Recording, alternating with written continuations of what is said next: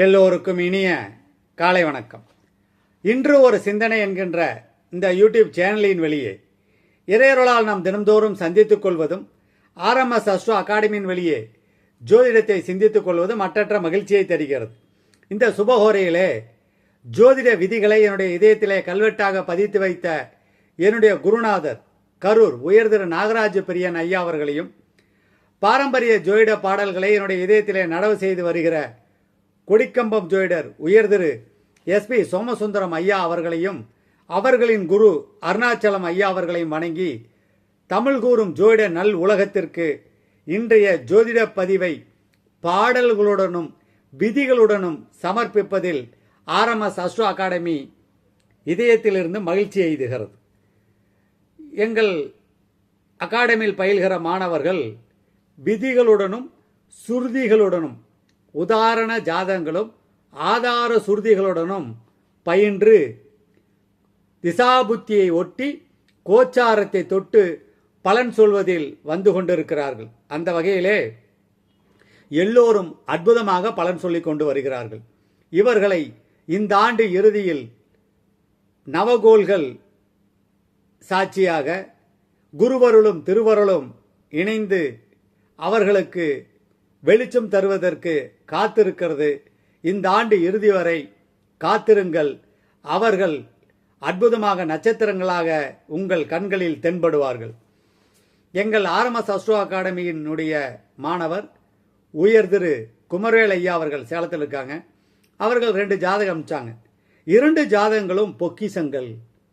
அந்த பொக்கிசத்தை குறித்து இப்பொழுது நான் உங்களுக்கு பதிவு தருகிறேன்.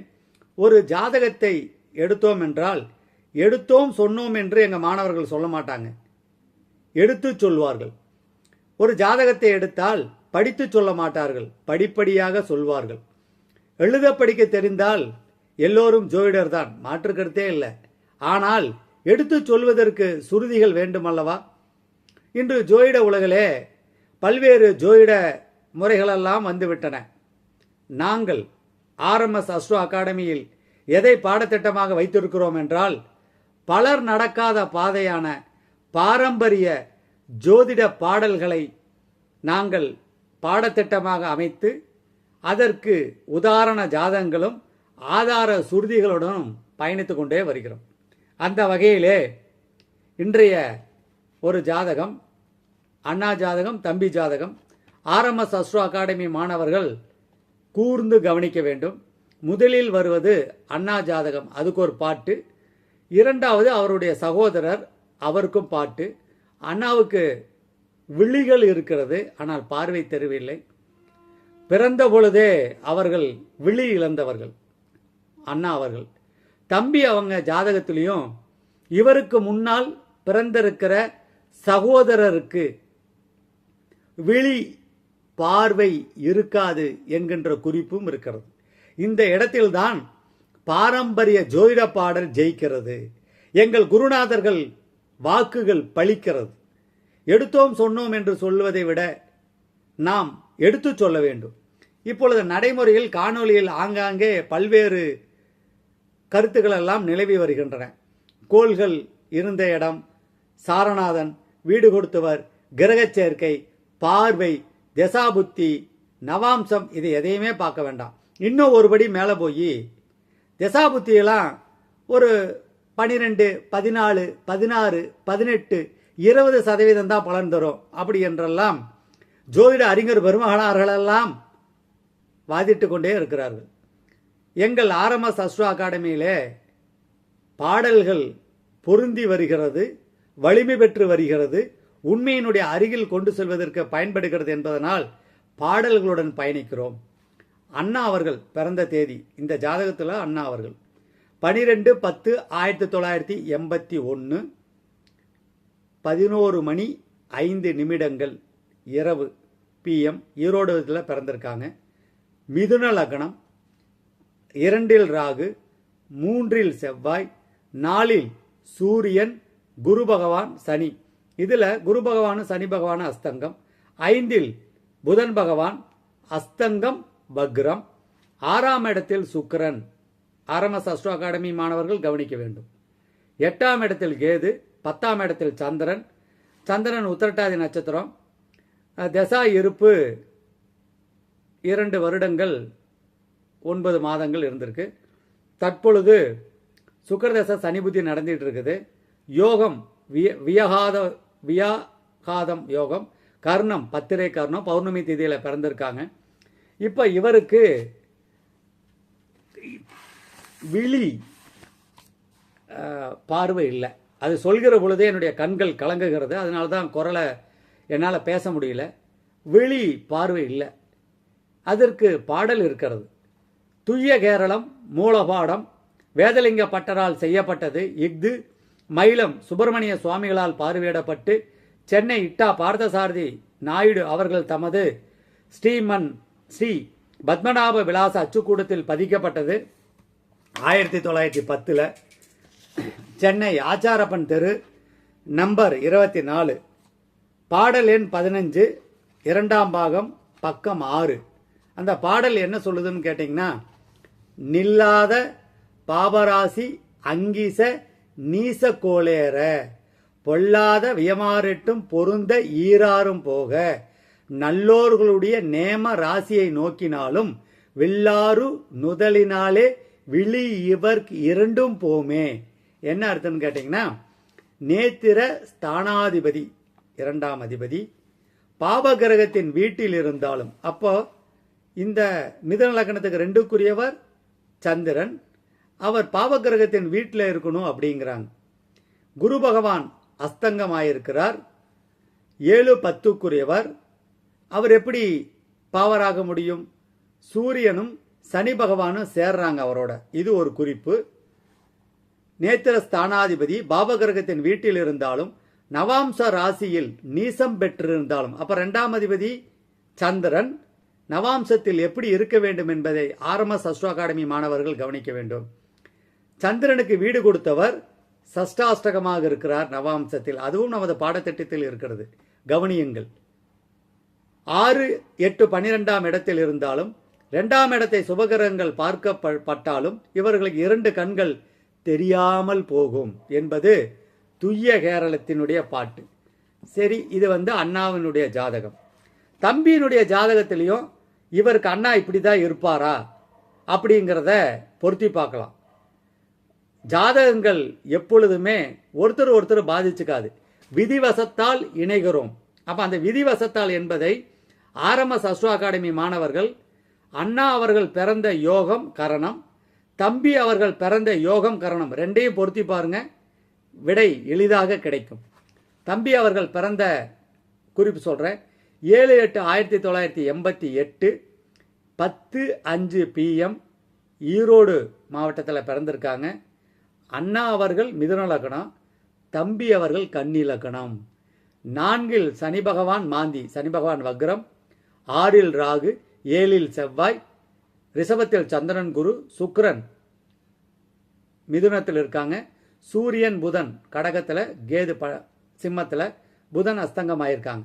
நவாம்சத்தில் கடக லக்னம், லக்னத்தில் சந்திரன், துலாத்தில் கேது, விருச்சகத்தில் செவ்வாய் சுக்கிரன், மாந்தி தனுசில் இருக்காங்க.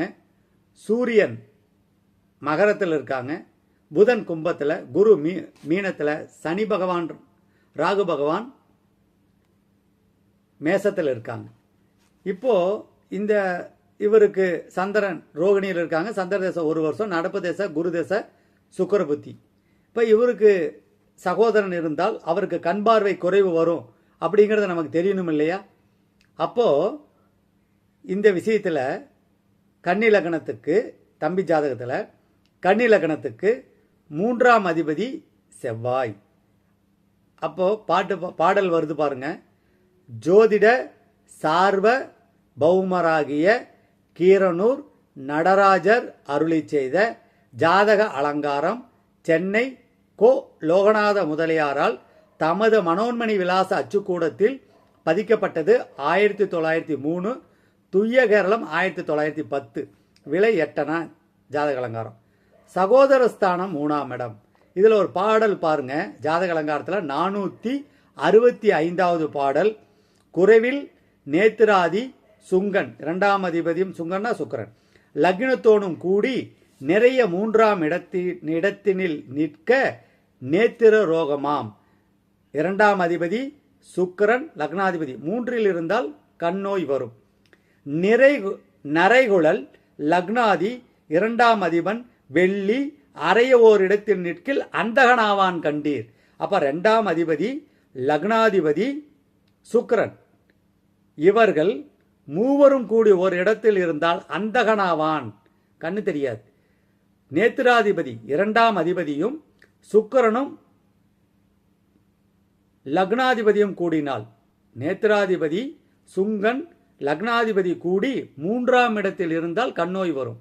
ஆனா இப்போ நேத்திராதிபதினு சொன்னாங்க இல்லைங்களா, அவர் தான் 2ஆம் அதிபதி. அப்ப 2ஆம் அதிபதியும் லக்னாதிபதியும் சுக்கிரனும் எங்க கூடினாலும் அவர்களுக்கு பிரச்சனை எங்க வரும்னு கேட்டீங்கன்னா, கண்ணு தெரியாது. 3ஆம் இடத்தில் இருந்தால்ங்கிறது வேற, எங்க கூடினால்ங்கிறது வேற. இது RMS அஸ்ட்ரோ அகாடமியில் விரிவான பாடத்திட்டத்தில் இருக்கிறது.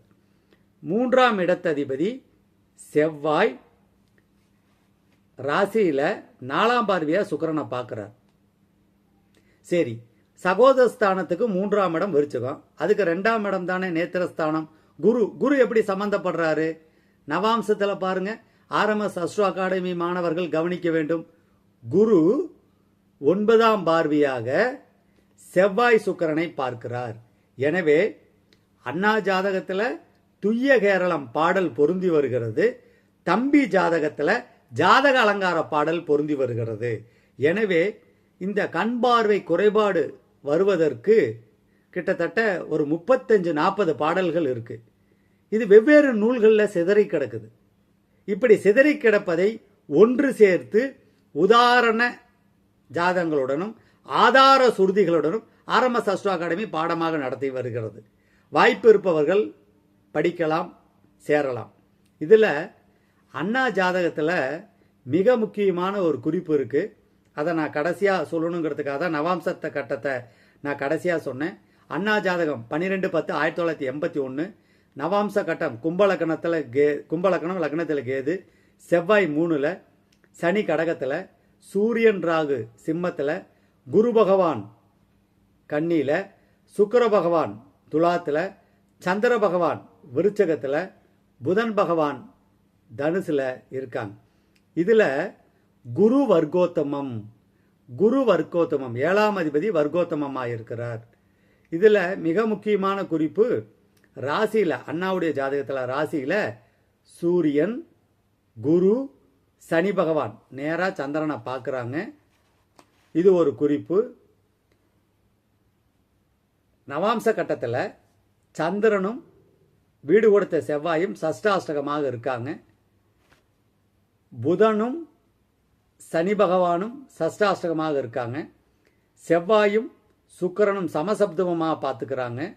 குருவும் செவ்வாயும் சஷ்டாஷ்டகமாக இருக்காங்க. RMS அஸ்ட்ரோ அகாடமி மாணவர்கள் அண்ணாவினுடைய ஜாதகத்தில் ராசியை சொன்னோம், இறுதியில் நவாம்சம் சொல்லியிருக்கிறேன், கவனித்து பாருங்கள். குறிப்பாக இருவருடைய யோகமும் நித்திய யோகத்தையும் கரணத்தையும் கூர்ந்து கவனியுங்கள். அண்ணா பிறந்தது பௌர்ணமி, தம்பி வேறொரு திதியில பிறந்திருக்காங்க. கவனித்து கவனித்து பாருங்கள். ஜோதிட சுருதிகளின்படி பாடல்கள் அமைந்து தசாபுத்தியும் நடைமுறைக்கு வந்துவிட்டால், கோச்சாரமும் கை கொடுத்து விட்டால், சுருதிகள் என்ன சொல்லியுள்ளதோ அது நடந்தே தரும்.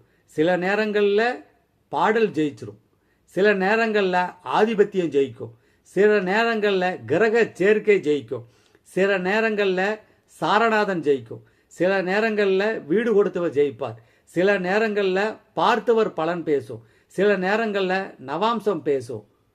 ஆனால் RMS அஸ்ட்ரோ அகாடமியில் ஒரு சார்ட் வச்சிருக்கோம். அந்த சார்ட்டை நீங்கள் எழுதி பார்த்தா தவறு வருவதற்கு வாய்ப்பே இல்லை என்று சொல்லி இன்றைய ஜோதிட பதிவை என்னுடைய மாணவர் சிறப்பு பெற்று படித்து கொண்டிருக்கிறார். பல வேலைகளுக்கிடையே கடுமையாக முயற்சி செய்து எல்லோருமே படிக்கிறாங்க, எல்லோரும் ஒரு சேர பலன்கள் சொல்கிறார்கள். அந்த ஜாதகத்தை அனுப்பி தந்த குமரவேல் ஐயா அவர்களுக்கு என் நன்றியை உரித்தாக்குகிறேன். என்னுடைய மாணவர்களுக்கும் அன்பும் நல்லாசியும் நான் என்றும் வணங்கும் கந்தவேல் தருவார்.